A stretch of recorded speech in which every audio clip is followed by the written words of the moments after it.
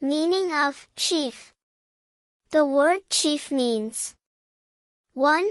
A leader or person in charge, e.g., chief of police. 2. Main or most important, e.g., the chief reason. 10 example sentences with chief. 1.